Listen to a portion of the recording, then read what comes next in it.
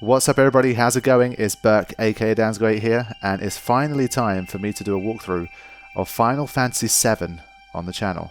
I've been working my way back slowly for the more old school FFs, the ones before Final Fantasy X especially. So I did 9, I did 8, and it's finally time for the great Final Fantasy VII to appear on the channel. For a while I was considering whether I should wait for this whole remake thing that's going to happen, that's going to happen in inverted commas right now, because the situation with the remake is not looking too rosy right now. I mean, I thought by now we would have had something really concrete in terms of a release date, or I don't know, since they said it was going to be episodic, we might have the first episode. I'm talking about 2 or 3 years ago when this first really started to gain some momentum, but it looks like the complete version of the remake is not coming anytime soon. And well, I've been working my way backwards through the Final Fantasies, through history, and it's the turn of Final Fantasy VII, and I have no more time to wait, and I really want to get on with Final Fantasy VII and play the OG original version, and that way we have something to compare it against when the remake does come out, and I'll be able to be one of those people that gets angry about, oh, it's not faithful to the original, oh, they've changed it so much, they've totally ruined it, and I can have a good old rant about it because I would have played the original properly on the channel. I wanted to talk to you guys about some things before I got started, because this is sort of a unique LP on the channel for the fact that I've actually played the game before, but in a very different way to what I normally would have. So back in the day when I started to make these Final Fantasy movies, Final Fantasy VII was one that I knew could do potentially well on the channel, and I started doing the Final Fantasy VII movie before I ever started to LP any Final Fantasy games. So I was playing through Final Fantasy VII for the first time in order to make the movie version of the game. Now, in terms of my experience with the game, this probably wasn't wise at the time. I mean, I still had a really good time playing Final Fantasy VII, but it wasn't really a very faithful experience to how it should have been, if that makes sense, because in order to make the movie version I had to play the game differently to how I normally would. I had to make use of certain cheats that would make my life easier, so a quick example would be turning off random encounters so that I wasn't constantly interrupted while I was trying to travel through an area and that kind of thing. So my experience with Final Fantasy VII is a little bit strange in that regard. So in some ways this is kind of the first true playthrough of Final Fantasy VII that I will ever be doing, but on the other hand it's not a blind LP either. So it puts me in this weird no man's land where I know the story, I've played the game before, but there's still a huge amount of gameplay and things of that nature that I haven't really ever dived into. So there's going to be a lot of stuff that's also new to me. So it's a little bit weird in that sense.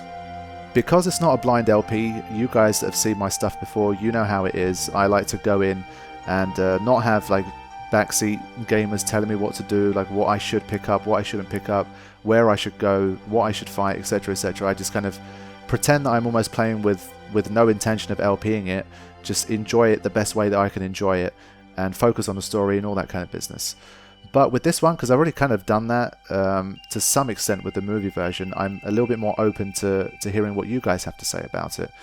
To that end, I'm considering how in-depth to go with this playthrough, because there's pros and cons on each side. So I'll tell you guys what my plans are for this LP, and you guys can give me some feedback in the comments about what you think and any suggestions you might have for how I should do things. So first thing I will mention is that I am going to be playing the Steam version, because generally, just from a technical standpoint, I prefer to record stuff that's directly on the PC rather than playing stuff that's on a PS4. So that's just a personal preference. I can play it on my laptop as well, which makes me a little bit more mobile as I go across London to Istanbul and that kind of stuff. So just in general, I think I prefer to play the Steam version, provided that there's not any serious issues, port issues there was with a game like Final Fantasy 13-2, for example, which really just drove me crazy with the ports. But I'll do a bit of research into it, and unless I read a lot of technical issues to do with the port, that's the version I'm going to go for. But what I want to do, because part of the reason why I want this LP on the channel in its original form is so that I have something to compare it against when I do play the remake, I'm thinking of just keeping it as vanilla as I can, so not making use of mods. If you guys ever saw the movie version I made use of a lot of visual mods to make the game look as good as it can do, given how old the game is and the assets that they have for it, etc. But in terms of mods, is there anything that I need to be putting in here in terms of So for Final Fantasy VIII, for example, we had the issue with the music where apparently they really messed up the music when they ported it over, so using a music mod was a really good idea.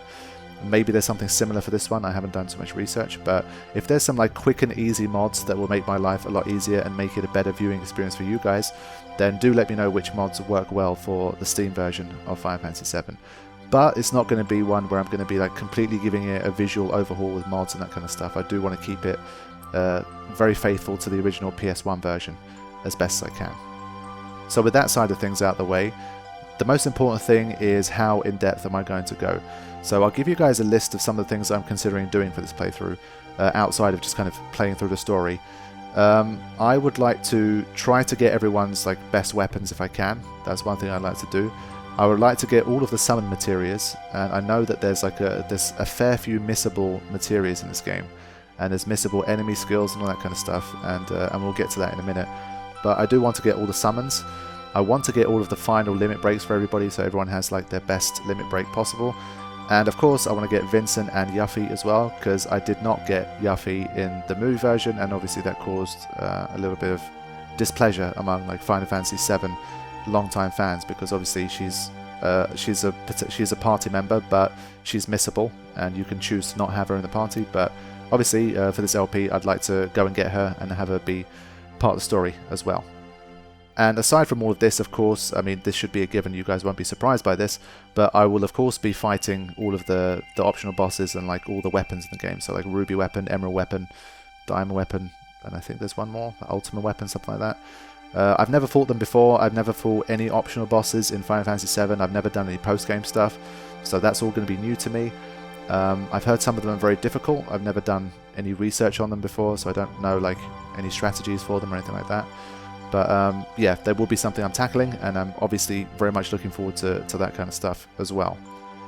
So aside from these, there's things I have much bigger question marks about in terms of whether it's worth my time doing it, because you guys need to understand that because I edit all of my playthroughs, which I'm not sure like how other LPs do it, but for my own personal workflow, the way I like to make my videos, I spend a shit ton of time editing all of the stuff that I record. So for me, doing post-game stuff where a lot of it doesn't make it into the episode is quite a large time drain for me. So things in the post-game that will require a lot of grinding, a lot of traversal, a lot of stuff that I need to edit out that you guys don't need to see, that kind of stuff makes the LP take a lot longer for me to produce, and it will give me less time to play other things concurrently with Final Fantasy VII, and the playlist will drag on a lot longer than it normally would. So for me, it has to be like a balance. Is it worth taking the time to do these things? Will I enjoy doing these things? And will you guys be watching me if I still do these things? So let me make a list of a few things that I potentially would rather not do. But if you guys all say to me, no, like we really think this is like an important part of the LP, it's worth dedicating time to do it, then there's no reason why I shouldn't. Because at the end of the day, if you guys want to see it, and I've enjoyed my experience with Final Fantasy VII, which I'm 99% sure I will because I've pretty much played it once before already, then there's no reason why I can't do all of this stuff as well if you guys want me to. So, in terms of achievements, there is an achievement for mastering all of the materia. Now, the trouble here is the word all. So, the way it works is there's a lot of missable materia, so I have to basically have a lot of notes in front of me while I play, like, oh shit, like there's this missable thing, I've got to make sure I get this, and I've got to be very careful as I play through to make sure I don't miss anything. Have lots and lots of different save slots to make sure that if I do make a mistake I can go back and get those, etc.